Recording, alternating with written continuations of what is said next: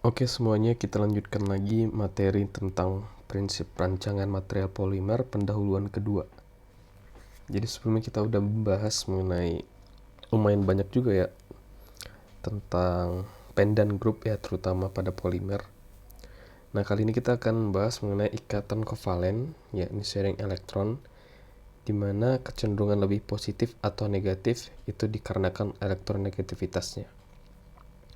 Nah kita mengenal ada dua, yakni dipol negatif dan dipol positif.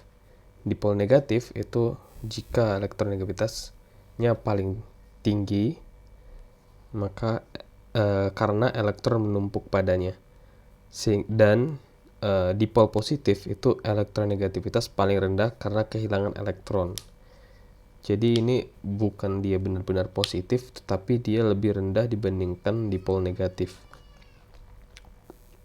Nah, kalau kita udah bahas sebelumnya di delta E atau elektronegativitas, rentang 0 sampai 0,4 itu nonpolar atau pure kovalen, dan 0,4 sampai 1,8 itu dia dipol-dipol atau selain ikatan selain HVON, dan dia ada ikatan hidrogen di situ. Jadi elektronegativitasnya jelas polar dan kovalen. Oke. Energi kohesi tinggi maksudnya adalah daya tempel antar sesama molekulnya. Kalau adhesi itu misalnya air dan gelas. Jadi kan kita mengenal namanya ada kohesi dan adhesi. Jadi kalau adhesi misalnya dalam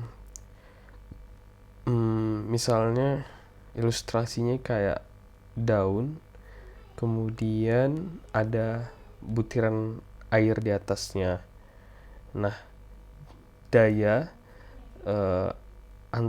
daya tarik menarik atau daya tempel antar sesama air tadi, butiran air itu disebut energi kohesinya, dan daya tempel antara daun dan air tadi, butiran air tadi, disebut adhesi. Kita mengenal ada namanya CED atau Cohesive Energy Density. Jika nilainya tinggi, maka ikatan sekundernya kuat, sehingga sifat mekanik dan thermalnya juga tinggi. Dan ini berhubungan dengan chemical structure.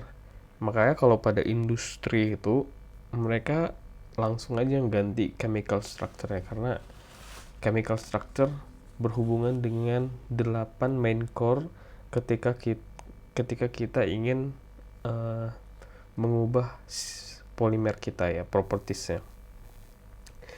Nah ini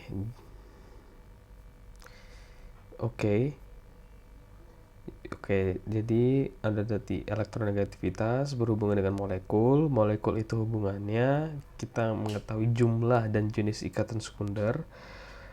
Kemudian jumlah dan ikatan jenis sekunder itu akan mempengaruhi CED atau tadi cohesive energy density, kemudian akan mempengaruhi mechanical dan sifat thermalnya.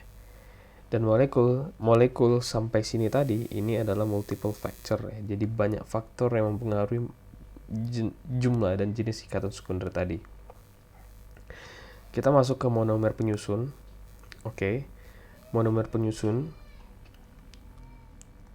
beda kopolimer dan bending, mudah untuk dilekukan. Oke. Ketika kita mereverse jumlah monomer penyusun, ada dikenal dengan homopolimer, copolimer, dan terpolimer. Homopolimer dia satu saja, jadi dia seragam buat semuanya. Kalau copolimer dia 2 jenis, kemudian terpolimer 3 jenis. Untuk memperoleh sifat spesifik tiap monomer yang ada pada polimer, susah untuk dilakukan. Oke. Nah, kita punya polimer A, polimer A tambah polimer B. Nah, kita pengen sifat spesifik dari polimer A dan polimer B itu ada pada polimer C. Jadi kita gabungkan jadi polimer C dalam bentuk copolimernya, atau nanti A tambah B tambah C itu nanti terpolimer. Karena kebutuhan tadi makanya kita gabungkan. Kalau nggak dibutuhkan maka kayaknya nggak usah sih, ngeribetin aja. Tapi ini masalahnya susah untuk dilakukan atau susah untuk mengaturnya gitu ya. Jadi ini cukup ribet gitu. Misalnya contoh material polimer ABS. Kalau ABS itu kan dia material impact resistance ya. Jadi dia energinya disebarkan. Jadi ABS itu biasanya juga sering dipakai untuk ketahanan ya. Jadi kalau misalnya terjadi impact, dia energinya disalurkan.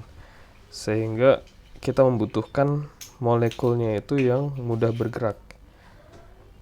Nah, dia molekul yang mudah bergerak ini, jadi kita bisa gabungkan beberapa komponen atau jenis polimer. Contohnya yang di sini kalau ABS tadi dia ada akrylonitril, kemudian ada butadin sama stiren. Kalau akrylonitril tadi itu dia sebagai chemical resistance-nya oke. Kemudian digabungkan dengan butadin untuk impact resistance. Kemudian ada stiren. Stiren itu sebagai hardness, kekerasan dan rigiditasnya. Nah, jadi digabungkan 3 komponen polimer ini jadi ABS, maka dia impact resistance-nya oke. Oke, ini kita masuk lagi ke struktur polimer adalah monomer penyusun.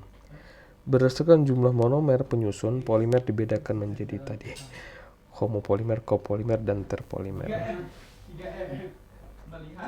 Tapi random ada lagi disebut dia random copolimer, ada alternating copolimer, sama block copolimer. Kalau random copolimer dia itu kita nggak perlu dia gimana tapi kita cukup acak saja, jadi kita nggak perlu ngatur dia kayak alternating, dia bolak balik seperti itu ya. Dan ternyata untuk bikin alternating ini susah. Nah, kalau blok copolimer ini ada masalahnya. Misalnya kita ngatur di sini 4, di sini 5, di sini 5.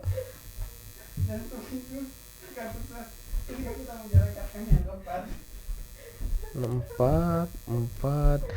Nah, jadi kayak belum tentu dia sama jumlahnya. Kalau misalnya 4, 5 ada 6, nanti pas dia foldnya itu susah gitu.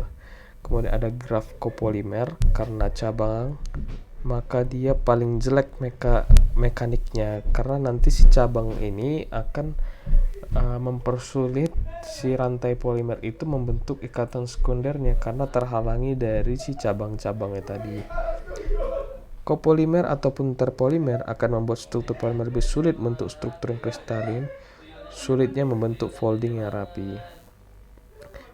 Ini dia struktur polimer percabangan. Kita mengenal ada linear dan bercabang, dan kita setuju kalau dia linear itu ikatan sekunder lebih banyak dibandingkan yang bercabang. Kemudian pun yang bercabang ada banyak jenisnya, ada ladder, cyclic, comb, star, branch, dendritic, sama network ya. Kemudian kita ada tahu untuk taktisitas. Kalau taktisitas itu susunan pendant group dari suatu polimer. Taktisitas mempengaruhi susunan rantai, molecular interaction, melting temperature, sama densitas. Nah, kalau kita lihat simbiotaktik ini paling berantakan. Kemudian ataktik itu dia karena dia nggak beraturan, dia paling lemah. Nah, kalau isotaktik ya oke, tapi masalah kalau 3 dimensi kita agak sulit menggambarkannya, tapi dia seharusnya paling oke ya. Kemudian kita berat molekul atau molecular weight. Molekular tinggi atau MWMN tinggi, maka berat molekul atau panjang rantai jumlah monomernya berulang. Nah, jadi apa ini? MW atau MN naik, kristalinitasnya turun, molecular interaction-nya tinggi, entanglement-nya tinggi. Sangat susah untuk rapi karena pendinginan pemanasan tidak seragam, lebih cepat. Oh, jadi kalau MWMN-nya itu kan berarti strukturnya sangat panjang, perantainya, jadi ketika ada pendinginan atau pemanasan tidak seragam. Oke. Kemudian pas solid MUMN ini kita hitungannya ketika polimer itu dalam bentuk solidnya itu sebenarnya MUMN itu udah rada panjang ya. Karena kalau sebenarnya MUMN yang terlalu pendek itu sebenarnya udah dalam bentuk gasnya. Nah, kalau PDI atau Polydiversity Index atau distribusi seluruh rantai di dalam polimer, molecular interaction-nya turun. Ketika PDI naik, molecular interaction turun, entanglement turun, sifat mampu proses naik, kemudahan mengalir dan melt strength. Oke.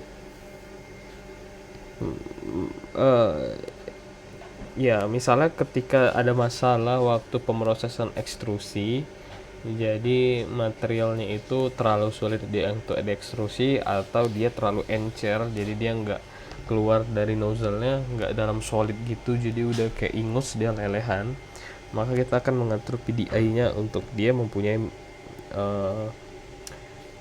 melt strength.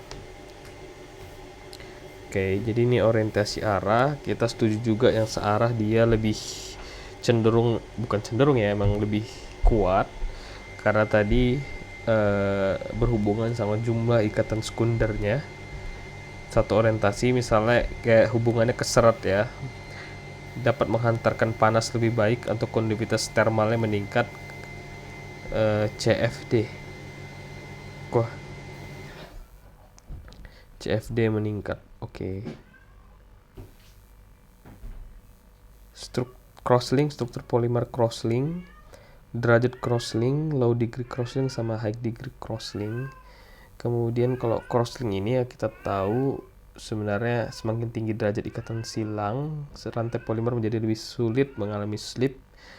Sebenarnya kekuatannya meningkat, tetapi kemampuan dia, atau bukan kemampuan dia ya, atau dia sangat sulit terdeformasi, menjadikan dia material yang getas gitu. Kemudian panjang crosslink ada short linkage crosslink sama ada extended chain segment. Semakin pendek ikatan silang, rantai polimer menjadi sulit bergerak. Jadi kalau misalnya di ini masih ini dia masih rada bisa bergerak, ini udah sulit sekali ya. Sama aja kita pengen memutuskan, misalnya menggerakkan, misalnya ada ini, aku punya dua plat gitu ya, aku hubungkan ini pakai sesuatu yang pendeknya segini, ini plat lagi, kemudian ada plat lagi yang pendeknya segini. Semakin pendek semakin susah dia digerakkan gitu. Kalau kristalinitas itu berhubungan sama derajat keteraturan rantai dalam polimer.